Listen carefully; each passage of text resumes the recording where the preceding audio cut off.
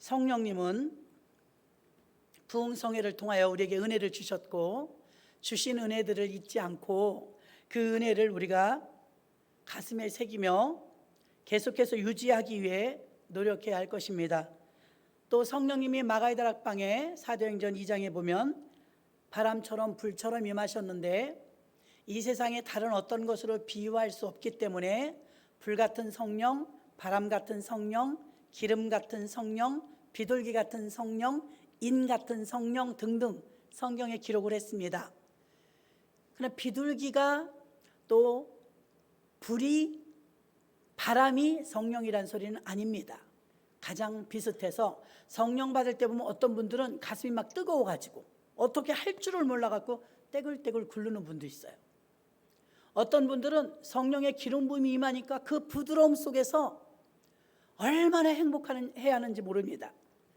정말 성령이 우리에게 비둘기같이 임할 땐요, 그 안정감이란 이루 말할 수 없습니다. 어디에서 오는 평화가 있을까? 이 평화는 하나님이 주는 성령의 은혜인 줄로 믿습니다. 우리는 부흥성회를 통하여 지켜보았던 것처럼 부흥성회가 우리에게 기쁨이 되고 잔치라고 하는 것은 우리가 평상시 맛보지 못하던 현상들이 간혹 일어납니다. 그 성령을 받고 권사님 한 분이 기뻐가지고 목사님 나는 옛날 수십 년 전에 은혜 받아가지고 그때 성령 받았는데 수십 년 동안 방언 기도를 못하고 그냥 잊혀졌던 거예요. 근데 이번 부흥회 때 자기가 앞에 쓰러져 있었는데 다시 하나님이 기도하라는 마음이 와서 하루 종일 집중하고 기도를 하는데 새 방언이 터졌답니다. 할렐루야. 얼마나 기뻐하는지 이루 말할 수가 없어요. 그리고 이제 행복하니까 내 잔이 넘치니까 여기도 전화하고 저기도 전화하고 저에게도 전화해서 알려주시는 거예요. 정말 은혜가 넘치면 자기 혼자 가지고 있을 수가 없어요. 함께 나눠야지. 근데 우리는 이렇게 귀신을 쫓고 방언을 하고 어떤 현상이 나타나고 그러면 성령의 은혜가 그렇게만 임하는 줄 압니다. 그러나 성령의 은혜는 현상만이 아니라 더 깊은 의미가 있는데 성령이 우리에게 오셨을 때 가장 특징적으로 나타나는 것은 내면적인 변화인 줄로 믿습니다. 사실 환경이 바뀌진 않아요. 빚을 진 사람은 빚도 그대로 있고요. 상황이 나에게 핍박하던 사람은 그대로 핍박하고요. 그런데 성령을 받으면 어떻게 바뀌느냐? 우리가 이길 수 있는 힘이 있는데 바로 우리에게 하나님이 감당할 능력을 주시는 줄 믿습니다. 그래서 베드로가, 겁쟁이였던 베드로가 예수님을 모른다고 하고 도망갔던 사람이 예수님을 위해서 목숨을 바치는 사람으로 변한 것 성령 받았기 때문입니다.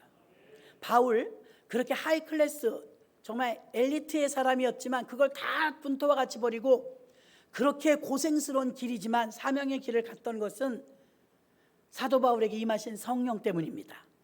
저와 여러분도 직분을 잘 감당하려면 성령 충만해야 될 줄로 믿습니다.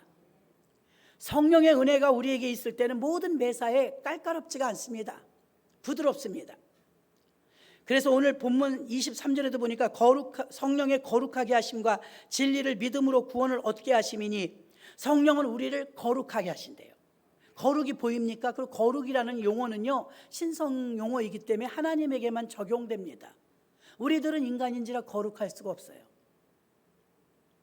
사람은 죄성이 있기 때문에요, 아무리 깨끗하게 살려고 해도 탄광이나 연탄 공장 가갖고 하얀 옷을 입고 가갖고 아무리 이리 피하고 저리 피해도 묻게 되어 있습니다. 세상이 타락하고 죄 가운데 있기 때문에 우리가 오늘 은혜 받았다 할지라도 바깥 세상에 나가면 또 죄악으로 오염이 튈 수 있습니다. 그래서 우리는 시시때때로 재충전해야 될 줄로 믿습니다. 어떤 사람은 성령이 오실 때 눈에 보이는 증거를 통해서 영적인 자랑을 삼을 때가 있습니다. 어떤 사람은 성령이 오심으로 신적인 능력을 받음으로 인해서 각종 은사가 일어날 때도 있습니다. 그래서 이런 뛰어난 은사를 가졌다고 고린도 교인들처럼 자랑하기도 하지요. 그러나 이런 능력을 가지고 있는 것이 성령의 원래 의도는 아닙니다. 성령은요, 예민하십니다. 성령은 인격적이십니다. 성령은 예민하시고 깨끗하십니다. 자, 여러분이 구원받을 때 병든 모습 그대로, 아픈 모습 그대로, 또 패배한 모습 그대로, 또 우상숭배 그대로 그 상태에서 나오십니다. 예수님께서는요, 길 가시다가 병든 자들 가리지 않고 어떤 자들이든 구원시켜 주신 줄 믿습니다. 그 예수님이 찾아오셨어요. 가난한 자, 병든 자, 소외된 자 누구에게라도 차별이 없었습니다. 그런데 조금 여러분들이 어렵게 생각할지 모르지만 성령님은 차별합니다. 성령님은 예민하십니다. 성령님은요, 병들고 죄짓고 타락하고 우상숭배하고 그 상태에선 안 오셔요. 성령님을 알아야 모셔드리는데 성령을 받으려고 노력할 때는요, 사모해야 하고 회개해야 합니다. 그리고 말씀을 믿고 기도해야 합니다. 그래야 성령을 받아요. 그리고 때로는 안수할 때, 말씀 들을 때, 찬양할 때 성령이 임합니다. 임하는 징조는 그렇다면 성령이 우리에게 임하실 때 나의 자세는 어때야 되느냐 이 말입니다. 마가의 다락방에 임했던 성령이 오셔서 무엇을 하셨는지, 예수님은 누구에게나 아무 차별 없이 가서 그들을 구원해 주셨지만 구원받은 우리들에게 다음에 불세례, 성령 세례를 주실 때는요, 사모해야 주십니다. 가치를 알아야 주신다 이 말이에요. 나는 은혜 줄 자에게 은혜 준다 말씀했습니다. 은혜를 모르면 은혜를 안 줘요. 어린아이에게 날카로운 칼을 주겠습니까? 1,000,000원짜리 수표를 주겠습니까? 못 줍니다. 왜냐하면 가치를 몰라요. 1,000,000원짜리 수표를 줘도 10,000원짜리하고 바꿉니다. 애기들은 가치를 모르니까요. 가치를 알 때 성령도 우리에게 주시는 줄로 믿습니다. 성령이 오시면 먼저 우리 개인적으로 구원의 확신을 주십니다. 내가 구원받았는지 성령 받았는지 모르겠다? 아닙니다. 분명합니다. 성령 받으면 하나님께서 우리 마음에 분명한 확신을 주시는 줄로 믿습니다. 그래서 오늘 말씀에서도 그러지 않습니까? 구원에 이른다. 거룩하게 하시고 구원에 이른다. 그래서 이렇게 초월적인 경험이나 신비적인 경험, 이런 현상, 그것만이 성령이 아니라 성령은 더 깊은 의미가 있어서 우리를 거룩하게 만들며 우리를 변화시키는 능력이 있는 줄로 믿습니다. 여기 있는 물 한 컵 속에 제가 물을 마시면 제가 마신 만큼 물은 없어졌고 그 공간만큼 공기가 찹니다. 저와 여러분이 나를 비운 만큼 성령이 채워지실 것입니다.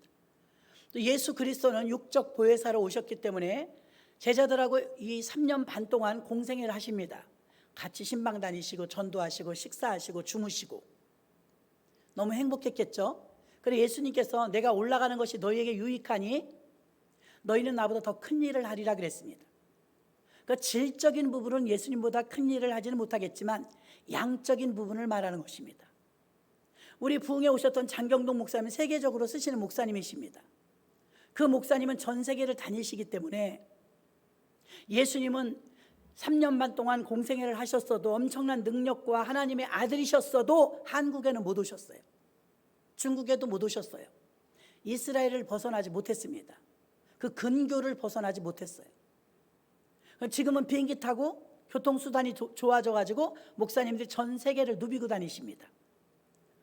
그러므로 예수님보다 더 큰 일을 하는 줄로 믿습니다. 저와 여러분도 가능한 것입니다.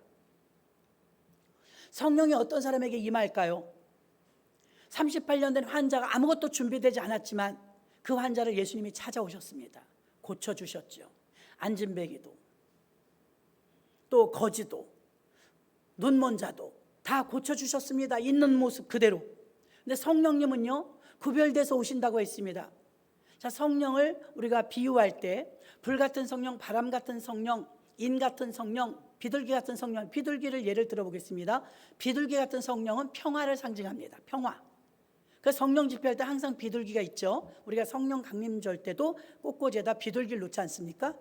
자, 비둘기 같은 성령을 우리가 생각해 봅니다. 비둘기는 평화를 상징해요. 성령이 내게 임하시면 평화가 임합니다. 전 오늘 아침에도 기도하는데요. 야, 그럼 어디서 오는 그 안정감, 평화, 너무 만족감, 흡족함, 그런 것들이 가득했습니다. 여러분, 우리 주머니에 돈이 두둑하다면 그것도 든든할 거예요. 그러나 세상적인 물질로 채워줄 수 없는 그 어떤 영적인 만족감은 더 황홀한 줄로 믿습니다. 그 안정감이란 이루 말할 수가 없어. 아, 내가 왜 이렇게 뿌듯하고 안정감이 있지 하고 기도하면서 십자가를 바라보니까 성령께서 이 안에 성령이 계셔서 꽉 찬 것입니다. 아멘. 성령님이 계시니까 기쁘고 감사하고 평화롭고 안정감이 있었는 줄로 믿습니다. 또 보십시오. 구약에 보면 노아의 홍수 때 한번 세상이 뒤집어졌죠. 그래서 모든 것이 침식당했어요. 40주야로 비가 왔는데 아래서 물이 솟구치고 우에서 물이 터져가지고 40주야로 오다 보니까 어떻게 되었습니까? 온 천지가 가득 채워서 완전히 배가 붕 떴죠. 노아의 방주가 뜨니까 하나님이 노아의 방주를 건축할 때 어떻게 지으라고 알려주셨어요. 1, 2, 3층으로 지을지니 상중하 3층으로 지어라. 크기는 축구장 1배 반 크기였습니다. 노아가 노아의 식구들과 동물들과 방주 안에 들어간 기간은 377일입니다. 1년 열흘이에요. 1년 열흘 동안 갇혀 있었어요. 그 안에 암수 한 쌍씩 동물들을 다 데리고 들어갔죠. 노아의 식구들이 이제 1년 이상을 배 안에서 있으니까 어떻습니까? 답답하고 힘들고 어려웠겠죠? 그런데 그 안에서 목축 뭐 이런 거 짐승을 치느라고 바빴습니다. 나름대로 방주 안에서. 근데 여러분 상상을 한번 해보세요. 온 천지가 산 꼭대기까지 물이 꽉 찼어요. 그 물이 빠지긴 빠지지만 서서히 빠지는데 물 빠질 때 보십시오. 물 빠질 때 이 물 빠지면서 조금 빠지면서 약 150일 동안 빠져나갔거든요. 성경에 보면 물이 빠지는데 어떤 증상이 있었느냐? 창문이 없어요. 하나님이 지으란 대로 지었는데 방주에 창문이 없어요. 꼭대기에 천장에만 창문이 하나 있어요. 그러니까 하늘만 바라보라는 거죠. 그럼 창문을 내지 않은 건 왜 답답하게 그렇게 지었을까요? 하나님의 배려입니다. 여러분 우리가 충격적인 사건을 목격하게 살인 사건을 목격했다 그러면 이게요 평생 갑니다. 이 기억이. 이게 트라우마가 됩니다. 충격이 컸기 때문에. 만약에 옆에 창문이 많아갖고 8명의 식구가 밖을 내다봤다면 어떤 현상이었을까요? 살려달라고 아우성치면서 방주문은 닫혔지만 쾅쾅거리면서 얼마나 많은 사람들이 헤엄쳐 갖고 와서 방주 옆에서 다닥다닥 붙어서 살려달라고 했을까요? 그럼 이거 열 수도 없고 열 수가 없어요. 물이 다 들어오니까. 그럼 그걸 쳐다보다가 물에 꼴까닥 다 빠져서 죽는 사람들 쳐다본다면 그건 평생 트라우마일 것입니다. 1년이 지났습니다. 이제 그 안에서 길리고 키워주었던 까마귀를 한번 날려보냅니다.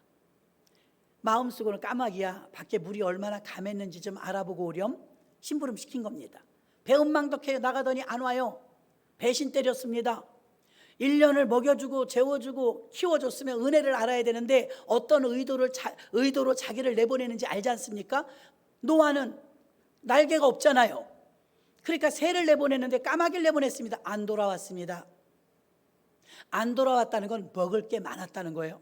까마귀는 육식성 새인데요, 까마귀는 죽은 고기를 먹고 살아요. 얼마나 많은 시체가 있었을까요? 물이 쫙 빠져버리고 나니까 세상 천지가 끔찍했을 것 같아요. 시신이 얼마나 많았을 것이며 동물이며 사람이며 그 죽은 시신이 말도 못하게 많았을 거예요.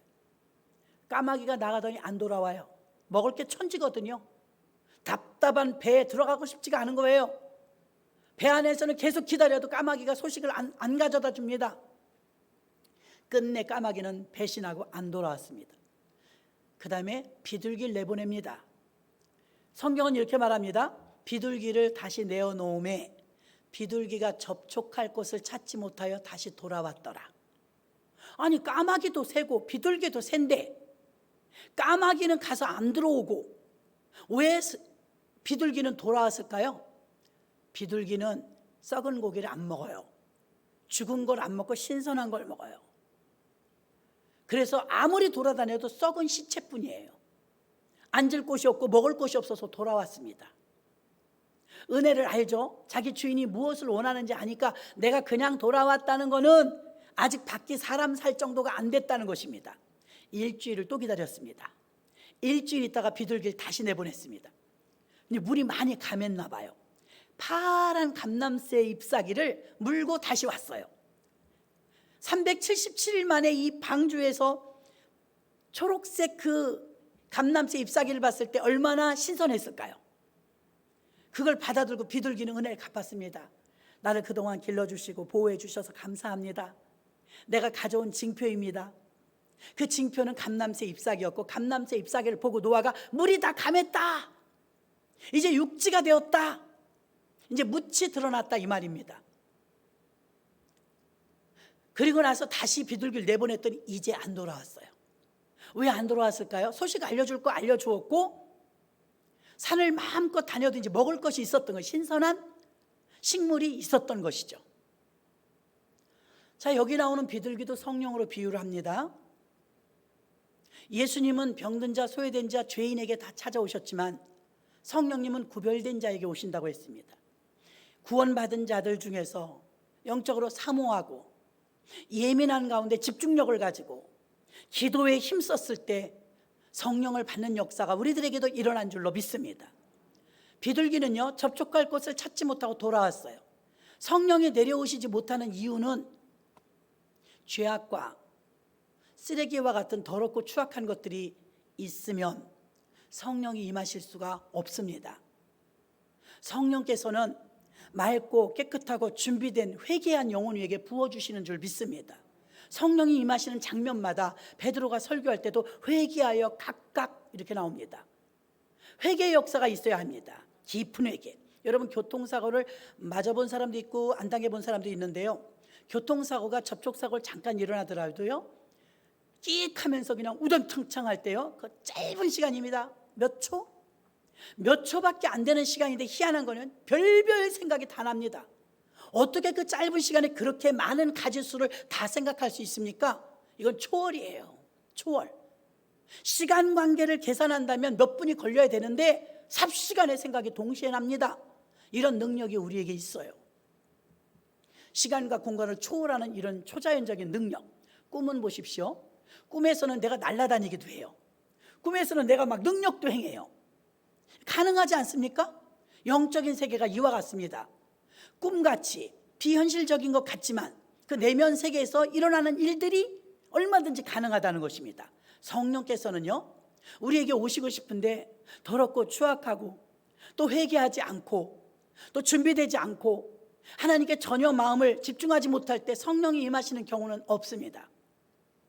간절히 최선을 다하여 옷깃을 여미며 회개하고 정비되고 깨끗하게 오시옵소서 준비되었을 때, 해산하는 고통이 이를 정도로 힘쓰고 있을 때 성령이 임하십니다. 그래서 여러분들이 성령 충만 받기를 원하신다면 정비를 하셔야 됩니다. 마음의 준비, 깨끗하게 여러분들이 성령이 임하실 수 있을 정도로 깨끗하게 회개하시고 준비하셔야 될 줄로 믿습니다. 그렇게 집중을 하는 것입니다. 본문 14절에서도 예수 그리스도의 영광만을 말했습니다. 성령 받고 나서 어떻게 하느냐? 예수 그리스도의 영광. 성령은요, 여러분은 어떻습니까? 예수님은 나는 아버지의 시키신 일을 한다 그랬어요. 성령님은요, 성령님이 성령님을 드러내는 적은 한 번도 없습니다. 성령님은 언제나 우리 성도들을 예수께로 인도하고 하나님께로 인도합니다. 성령님은 성령님이 당신을 소개하는 적은 별로 없습니다. 예수님이 태어나실 때도 성령으로 잉태하셨고, 예수님이 시험을 받으실 때도 성령에 끌려 금식을 40일 하셨고, 성령은 이 사역 중에서 빼놓을 수가 없는데 성령은 언제나 영광을 가로채지 않습니다. 하나님께로, 예수님께로 영광을 돌리는 줄로 믿습니다. 성령 충만 받으면 무엇이 나아질까요? 우리 겉모습은 바뀌지 않습니다. 우리가 아무리 노력하고 문교부 혜택을 많이 받고 아니면 석사, 박사학위를 받는다 할지라도 인간의 본능은 거기서 거깁니다. 아무리 고상해도 아무리 유식해도 별 차이 없어요. 왜요? 개선되고 노력하면 가능하거든요. 그런데 성령이 임하고 하나님의 사람이 되는 것은 개선하고 노력하는 게 되는 게 아닙니다. 우리 교회 권사님 중에 한 분은 신장 이식을 하신 분이 있어요. 지금 건강하게 신앙생활 잘 하십니다. 그분은요, 신장이 투석을 하고 신장이 잘못되어 가지고 자기 것을 포기해야 했어요. 그럼 생명의 위험이 오죠. 참 은혜로 하나님이 신장 이식 기증받아서 가족에게 기증받아서 신장 이식 수술을 하셨대요. 지금은 투석하지 않습니다. 신장 남의 거 가지고 잘 살고 계십니다. 자, 그러면 우리가 처치 플랜팅 하는데 이 무슨 뜻이면 이식했다는 뜻입니다. 이식. 우리가 조금 개선해서 저 성령 받더니 변했어가 아닙니다. 우리의 변화는 개선해서 되는 게 아니고 좀 고쳐서 되는 게 아니고 훈련돼서 되는 게 아니라 성령이 오셔야 되는 줄로 믿습니다. 성령이 심어줘야 돼요. 저는 GPS를 참 고맙게 잘 쓰고 있습니다. 내비게이션이 없다면 저는 인천과 서울 외에는 못 다닐 거예요. 어디에서 집회를 오라고 해도 어느 교회 모임이 있다 할지 걱정 하나도 안 합니다. 왜냐하면 제 차에는 내비게이션이 있거든요. 가까운 데는 제가 내비게이션 틀지 않습니다. 길을 아니까. 장거리 갈 때는 시작부터 틉니다. 얼마나 걸리고 몇 킬로고 어디로 가야 되는지 다 알려줍니다. 얼마나 신통한지 모릅니다. 제가 잘못 가잖아요. 다시 알려줍니다. 5번을 잘못 가도 10번을 잘못 가도 다시 알려줍니다. 내비게이션은 GPS라고 그래갖고 저 인공위성에서 쏴주는 거래요. 기가 막힌 것은요, 제가 오른쪽으로 가는지 걔가 알아요. 왼쪽으로 가는지도 알고요, 빨리 가는지도 알고 느리 가는지도 알아요. 다 간섭합니다. 신통하더라고요. 사람이 만든 기계인데도 거의 완벽에 가까워요. 그런데 그 기계를 만든 사람이 사람이요, 그 사람을 만든 분이 하나님이십니다.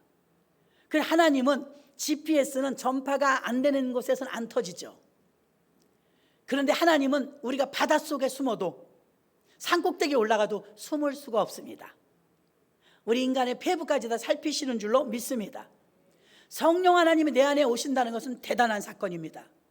창세기에 보면 인간 아담을 만들어 놓으시고 거기에 코에다 생기를 불어넣었다 했습니다. 그때 썼던 말은 원어로 히브리어, 구약은 히브리어, 신약은 헬라어입니다. 구약의 히브리어로 루하흐, 생명 이렇게 되어 있어요. 하나님의 영을, 하나님의 생명을 우리에게 나눠준 것입니다. 하나님 자신 것을 나눠준, 그게 생명이에요. 근데 사도행전 2장 1절부터 4절까지 보면 오순절 마가의 다락방에 성령이 임합니다. 어디서부터요? 하늘로부터 급하고 강한 바람 같은 소리가 있어. 하늘로부터 왔대요. 무엇이요? 성령이. 거기에 쓴 성령이 헬라어로 퓨뉴마. 헬라어로 퓨뉴마는 히브리어로 루하흐 같아요. 그럼 창세기에 인간에게 생명을 넣어줄 때 불어넣으셨던 루하흐 생명과 성령의 마가의 다락방에 임할 때 내렸던 바람 같은 성령 퓨뉴마 같은 성령이에요. 그 영이란 말입니다. 하나님의 생명에 호흡을 넣어준 것입니다. 여러분, 여기 있는 물을 제가 마셨습니다. 이 마신 물은 지금 이 안에 있어요. 보이지 않아요? 근데 이 안에서 있고 나랑 같이 있는데 더 이상 물이라고 말하지 않아요. 물이 분명히 들어가는 걸 여러분이 다 봤잖아요. 근데 저를 보고 누가 물이라고 그래요? 저 김미숙이라고 하죠. 왜 그럴까요? 이 물은 내 안에 들어갔는데 밖에 있을 땐 물이었지만 내 안에 들어가 이젠 제가 된 거예요. 저와 하나가 된 거예요. 믿으십니까? 예수님은 키가 2m셨다고 해요. 장신입니다. 그리고 좀 야위셨죠. 예수님이 3년 반 동안 제자들하고 신방 다니고 전도 다니시고 주무시고 하느라고 동행하셨어요. 그러나 한국이나 중국이나 이렇게 아시아권에 있는 사람들은 구경도 못했어요. 예수님을요. 예수님이 살아계시는 동안 몇몇 사람들은 동행을 했습니다. 또 가끔 가다 만난 사람도 있습니다. 예수님이 왜 부활 승천하시면서 내가 올라가는 것이 너에게 유익하다 하셨느냐? 예수님이 이 땅에 계시면 한정된 사람밖에 못 만납니다. 왜요? 인간의 육신을 입으셨기 때문에 예수님 그 2m 되는 크신 분이 내 안에 들어오실 수가 없습니다. 유치부 아이들에게 4, 5살만 돼도 물어봅니다. 저는 아무개야 예수님이 어디 계시니? 내 안에요. 다 여기 계시대요. 아이들도. 여러분 안에도 예수님이 계십니까? 예, 저도 믿습니다. 주님이 내 안에 계세요. 자, 그러면 예수님이 실존 인물로 인자 예수로 오셨을 땐 우리 안에 못 들어오십니다. 너무 커요. 여러분의 자녀가 여러분보다 키가 크잖아요. 내 안에 들어올 수 없죠. 그러나 손잡고 동행하는 것까지는 가능했어요. 근데 내 안에 들어오실 수는 없거든요. 그랬던 예수님이 뭐라고 말씀하십니까? 내가 올라가면 보혜사 성령을 너희에게 보내리니 그 성령을 너희 안에 부어준다 이 말입니다. 물을 마신 것처럼 생명으로 부어준다 이 말입니다. 그럼 성령님은 성부와 성자와 성령은 다 하나님이신데 성부는 하나님 사역이 달라요. 창조 사역을 하셨죠. 신약의 예수님은 성자 예수, 그분도 하나님이신데 구원 사역을 하셨죠. 지금은 은혜의 시대, 교회 시대, 성령 시대라고 말합니다. 지금은 성령 시대예요. 그러면 성령은 어떤 분이냐? 눈에 보이지 않고 만져지지 않아요. 지금 한여름은 아니지만 여러분 에어컨을 틀었습니다. 여러분 느끼시지요? 바람이 보이진 않아요. 그러나 에어컨을 틀었기 때문에 서늘한 걸 느낍니다. 여러분 성령이 임하시면 전부 알 수 있어요. 성령이 내게 임하시면 보이진 않아요. 그러나 완전한 변화가 옵니다. 달라지는 걸 알 수가 있습니다. 성령이 우리에게 오시는데 이 성령은 바람처럼 호흡처럼 각자에게 모셔드리는 모든 자에게 임할 수 있으므로 전 세계 70억이 넘는 모든 인구가 동시에 하나님을 사모하고 성령을 사모하고 기도하면 모두가 다 제한 없이 성령을 받을 수 있는 줄로 믿습니다. 이와 같은 큰 역사, 예수님이 육적 보혜사로 계실 때는 불가능했습니다. 그 크신 분이 동행은 하지만 내 안에 들어오실 수는 없었습니다. 그래서 그를 만나는 사람만 예수님을 믿을 수 있었고 그 예수님의 설교를 들을 수 있었지 대부분의 사람은 예수님을 못 봤습니다. 성령님을 보내주신다는 건 무엇입니까? 육적인 보혜사가 올라가시고 부활 승천하셔서 하나님 보좌 우편에 계시고 우리를 위하여 지금 기도하고 계시고 다음 사역자로 성령을 내려 보내주신 줄 믿습니다. 성부와 성자와 성령 트리니티 하나입니다. 삼위일체라고 하죠. 똑같은 하나님이지만 왜 세 개냐? 여러분 아파트 한 채에 우리 한 가족이 삽니다. 우리 식구 네 식구예요. 그럼 몇 동 몇 호가 우리 아파트입니다. 그럼 아빠도 나가서 나는 무슨 아파트 몇 동 몇 호, 엄마도 나가서 나는 무슨 아파트 몇 동 몇 호 산다. 집은 하나인데 왜 네 사람이 다 우리 집이라고 그래요? 그러니 하나님의 속성도 마찬가지입니다. 성부 하나님, 성자 예수님, 성령 하나님 다 한 하나님이십니다. 위격이 달라요. 사역의 순서가 달라요. 높고 낮음은 없습니다. 지금은 성령 시대이기 때문에 성령이 일하십니다. 그리고 교회는 주님의 몸된 교회라고 했기 때문에 예수님이 사역하셨던 모든 사역을 성령에 힘입어서 지금은 교회가 하는 것입니다. 예수님 전도하셨어요. 병자 고치셨어요. 예수님 예배 드리셨어요. 천국 복음 선포하셨어요.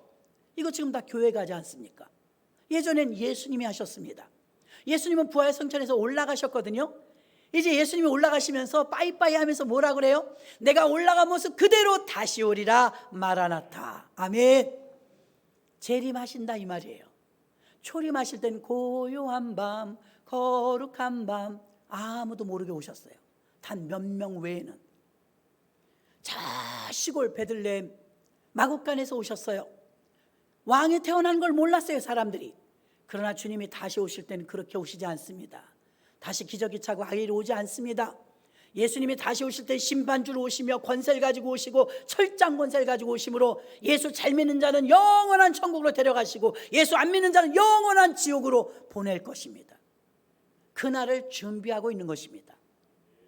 그러므로 우리는 예수님 다시 오실 예수님을 기다리는 거룩한 성도가 되어야 될 줄로 믿습니다. 성령을 우리에게 부어주시는데 500명이 처음에 모였습니다. 어디에? 마가다락방에요. 마가의 다락방에 모였는데 기도를 하는데 하루가 지나도 이틀이 지나도 3일이 지나도 깜깜무소식이에요. 지금은 성령이 어떻게 임한다는 걸 목사님들을 통해서 여러분이 듣기라도 했죠. 그때 당신 최초로 성령이 임하실 때이기 때문에 어떤 모양으로 어떻게 오실지 며칠 날 오실지 몰랐어요. 주님이 하신 말씀 딱 이겁니다. 너희는 몇 날이 못되어 성령을 받으리니 예루살렘을 떠나지 말고, 이것만 말씀해 주신 거예요. 예루살렘을 떠나지 말고 약속하신 성령을 기다리라. 그것만 믿고 모여서 기도하는데 380명이 돌아갔습니다. 열흘 만에. 딱 열흘째 되는 날, 오순절날 예수님이 부활하시고 나서 50일째 되는 날, 승천하시고 나서 열흘째 되는 날, 그들이 기도하는데 갑자기 평상시처럼 모여서 그냥 우리 기도했습니다. 근데 모두가 느꼈어요. 120명이 한 명도 빼놓지 않고. 마가다락방에 모였던 120명 모두에게 하늘로부터 급하고 강한 바람 같은 소리가 저희 앉은 온 집에 가득하여 각 사람 위에 임하여 있더니 저희가 다 성령의 충만함을 받아 다른 방언으로 말하기를 시작하니라. 아멘. 막 성령이 임해갖고 황홀하지요. 성령 충만 받을 때 얼마나 행복합니까? 똑같은 걸 바라보는데요, 성령 충만 받기 전에는 꽃이 그렇지 뭐, 화분이 그렇지 뭐 이렇게 봅니다. 성령 충만 받고 나면요, 발이 땅에 닿는 것 같지가 않아요. 기쁨이 충만합니다. 똑같은 꽃을 보는데 세상에 예술이다, 이렇게 예쁠 수가 있는가 감탄을 합니다. 가족들을 보면 그리 사랑스러울 수가 없습니다. 음식을 봐도 이렇게 맛있을 수가 없습니다. 바뀐 건 없는데 내가 바뀌었을 뿐인데 감사로 바뀌니까 얼마나 놀랍게 바뀌었는지 모릅니다. 성령의 영향력인 줄로 믿습니다. 여러분, 내가 이렇게 지금 안경을 끼고 있지 않지만 여기에 선글라스를 끼면 어둡게 보이겠죠. 하나님의 성령 충만 받을 때 우리 눈을 바꾸어 주시는데 은혜의 눈으로 바꾸어 주십니다. 얼마나 예쁜지요, 얼마나 아름다운지요, 얼마나 신비로운지요. 청천연석의 꽃만 봐도요, 감탄이 막 연발을 합니다. 성령 충만 받았을 땐 이루 말할 수 없는 기쁨이 충만합니다. 어디서부터 밀려오는지 모르는 평화가 충만합니다. 모두가 가보니까 한 500명 실컷 들어가겠더라고요, 마가의 다락방에. 저희가 100명이 그때 갔는데 100명 그 그룹끼리 한 3그룹 정도가 서서 기도를 했는데도 그래도 자리가 좀 있었어요. 거기서 막 기도들 하는데 성령이 동시에 임했는데 샬라샬라샬라 막 방언을 말하는 것입니다. 그러니까 사람들이 방언을 하면서 그 황홀함 속에 기쁨이 충만하니까 얼굴이 붉게 가지고 기도를 했죠. 성령 충만을 받으려면 그렇게 기도해야 합니다. 집중력을 가져야 합니다. 회개해야 합니다. 말씀 읽을 때, 찬양할 때, 기도할 때, 안수 받을 때 등등 사모할 때 성령을 받았다고 성경은 기록합니다. 제일 중요한 건 회개입니다. 회개 기도할 때 성령이 임하시는 것입니다. 그리고 구원의 확신이 옵니다. 성령이 오셔서 내게 예수님께 대한 집중력을 갖게 합니다. 주님을 사랑하는 마음이 생깁니다. 주님은 나의 구주라고, 나의 전부라고 고백하게 되는 줄로 믿습니다. 예수님이 나의 구세주임을 고백하는 가장 탁월한 이 효과는 성령 받았을 때 나타나는 것입니다. 성령 충만을 받으면 예수님은 나의 구세주입니다, 나의 전부입니다 라고 고백할 수 있는 것입니다. 요한복음 3장 5절 보니까 예수께서 대답하시되 진실로 진실로 내게 이르노니 사람이 물과 성령으로 나지 아니하면 하나님 나라에 들어갈 수 없느니라. 육으로 난 것은 육이요 성령으로 난 것은 영이니 내가 내게 거듭나야 하겠다는 말을 기이 여기지 말라. 아멘. 완전히 사람이 조금 개선한 게 아니라 이식된 것입니다. 하나님의 영으로. 이전엔 내가 주인이었는데 이제 오시옵소서 성령님이 내 안에 들어오셔서 이제 내 안에 사는 그리스도, 예수의 영, 하나님이 나의 주인이 되어주시는 줄 믿습니다. 예전에도 어떤 권사님이 중소기업을 다니셨는데 중소기업에서 회사가 대기업으로 넘어갔어요. 그러니까 회사 이름이 바뀌더라고요, 대기업 이름으로. 그러더니 좋아진 게 뭐냐, 보너스도 더 많아지고요, 체계도 달라졌고요, 등급도 달라졌어요, 호봉도 달라졌대요. 그러니까 중소기업보다는 혜택이 대기업이 되고 정직원이 되니까 더 좋아졌대요. 그가 하는 일은 똑같습니다. 판매하는 물건도 똑같습니다. 근데 회사 명칭이 바뀌었어요. 대기업으로 바뀌었어요. 그러니까 모든 게 달라졌죠. 주인이 바뀌었기 때문입니다. 주인이 바뀌었기 때문. 우리 남한 정부와 북한 정부가 있다면 남한 정부는 자유민주주의를 채택했습니다. 우리 자유롭게 살죠. 우리 이렇게 안 살아봤고요. 1년 10개월 동안 마스크 쓰고 거리두기 하니까 정말 답답합니다. 며칠 전엔 어떻게 하다 영상에 뉴스에 나오는데 2002년 월드컵 그 광경을 한번 보여주더라고요. 저런 때가 있었나 싶더라고요.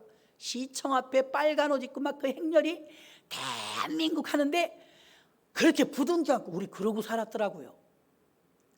딱 1년 10달밖에 안 됐는데 이건 누구 부둥켜 안기는 고사하고 안녕하세요? 이게 악수래요. 안녕하세요?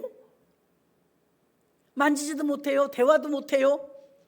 이젠 백신들을 좀 어느 정도 맞으셨으니까 자신들이 조금 느슨해진 건 있지만 경장치도 않았지 않습니까? 전 국민을 막 쪼여버려가지고 자유 이거 조금 빼앗겼다고 너무 불편했습니다. 성령 충만이 임하면 우리에게 엄청난 자유가 옵니다. 얽매였던 모든 것에 쇠사슬이 끊어지는 역사가 나타납니다. 성령은 우리에게 자유와 해방을 주시는 줄로 믿습니다. 그 성령 충만을 사모하시고 여러분 것으로 여러분이 받으셔서 성령 충만은 개인 소유하라고 주신 것이 아니라, 성령은 교회의 영이기 때문에 120문도 전체가 성령 받았지만 교회를 위해서, 교회 덕을 위해서 방언하고 예언하고, 또 교회 세우는 사역을 위해서, 영혼 구원의 전도를 위해서 성령을 부어주시는 줄로 믿습니다. 그래서 우리는 완전한 성령의 이식이 필요한 것이지, 인간적인 개선이나 좀 노력 가지고는 우리는 조금 있다 또 제자리에 갈 수밖에 없습니다. 그래서 어떤 것도 우리가 주님을 주라고 고백할 수 없는데, 성령이 임하면 저절로 주님을 주님이라고 부르게 됩니다. 그리고 성령이 임하면 우리 죄를 씻어주시죠. 그래서 거룩해지는 것입니다. 성령이 거룩하게 하신 분이라고 오늘 바울이 13절에 말한 것은요, 성령이 임하면 이미 회개를 했기 때문에 회개를 통해서 거룩함이 임하는 것입니다. 깨끗해지는 것입니다. 죄에서 깨끗하게 되었다는 것은 우리 의지로 되는 것은 아닙니다. 성령은 우리 가운데 오셔서 죄가 얼마나 심각한지를 알게 해주시고, 성령님이 오시면 아주 탁월하게 나타나는 현상이 있습니다. 죄를 싫어합니다. 죄가 싫어요. 파리를 보니까 꼭 냄새나는 곳, 지저분한 곳에 꿰더라고요. 어찌 알고 생선이 썩어가면요, 파리부터 모여요. 벌 안 옵니다. 나비 안 옵니다. 꽃밭에는 파리 없어요. 꽃밭에는 벌과 나비만 있습니다. 그런데 성령이 내게 임하시면 죄가 싫어요. 거부 반응이 나요. 그리고 죄를 여러분이 아주 싫어해야 합니다. 하마르티아라고 하는 이 죄는요, 관역에서 벗어났다 이런 뜻입니다. 화살을 팍 쏘면 가운데 탁 박힌 퍼펙트라고 합니다. 그런데 곁으로 삥 삐져나갈 때가 있습니다. 양궁할 때 보셨죠? 완전히 곁길로 나가, 관역에 하나도 안 맞아서 몇 점 받지도 못하고 파울이 돼버려요. 그게 죄입니다. 죄는 관역에서 벗어났다, 하마르티아 이런 뜻입니다. 그러면 저와 여러분이 관역에서 벗어났다, 하나님 뜻에서 벗어났다. 하나님의 말씀은 캐논입니다. 캐논. 하나님 말씀은 우리의 기준이고 척도입니다. 그런데 말씀에서 벗어나면 죄예요.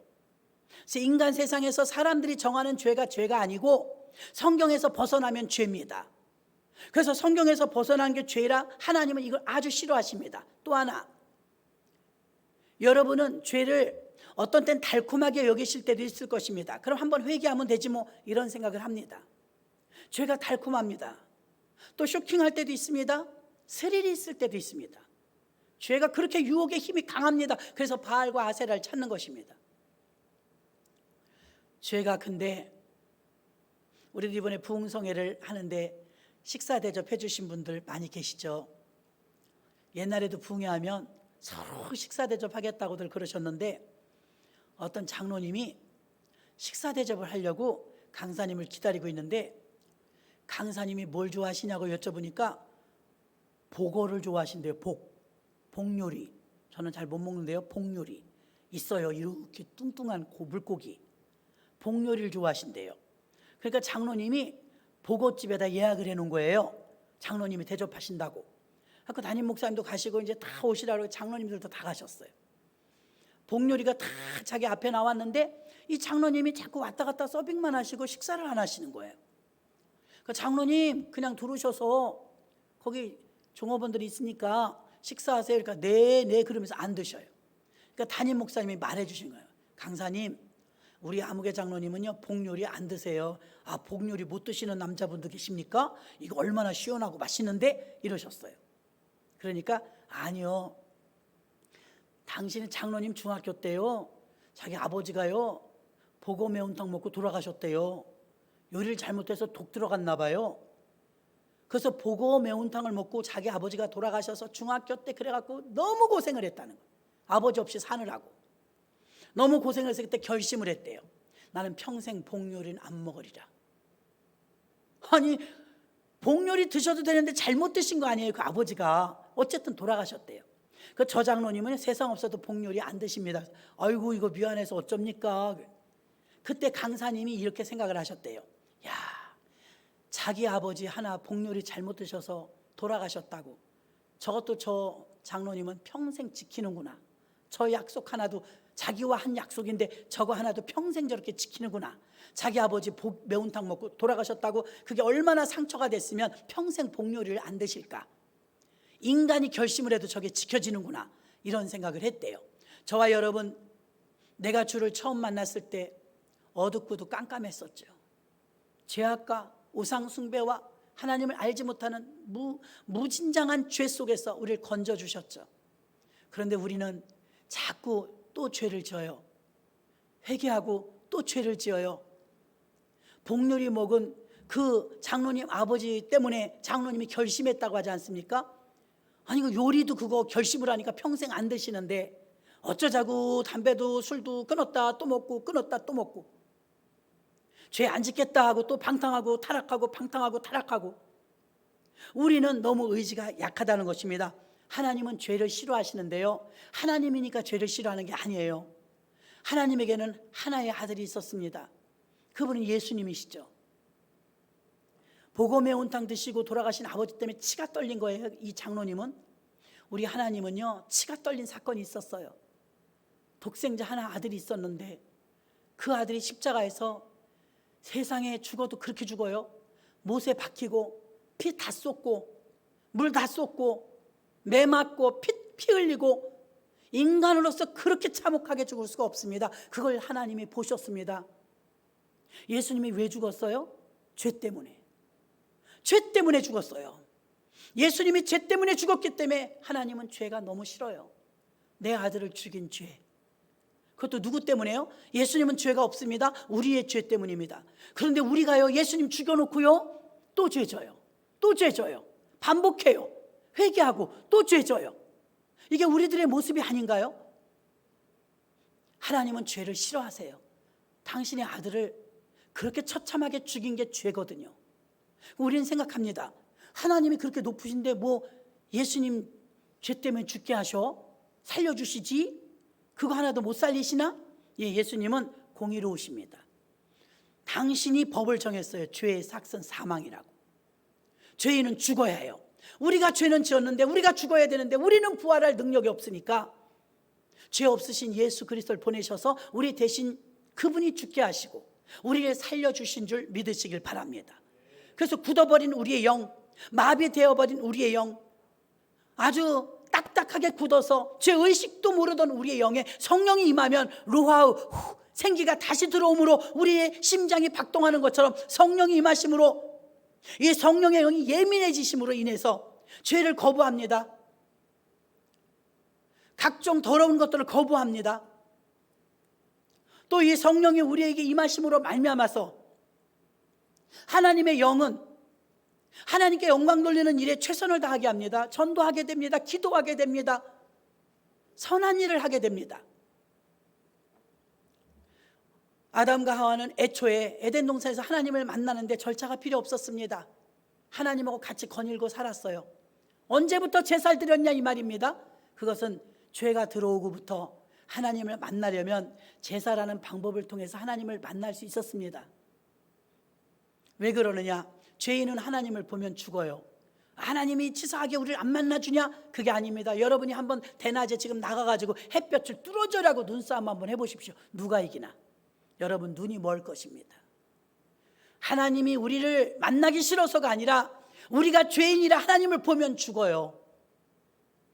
해만 똑바로 쳐다봐도 눈을 못 뜹니다.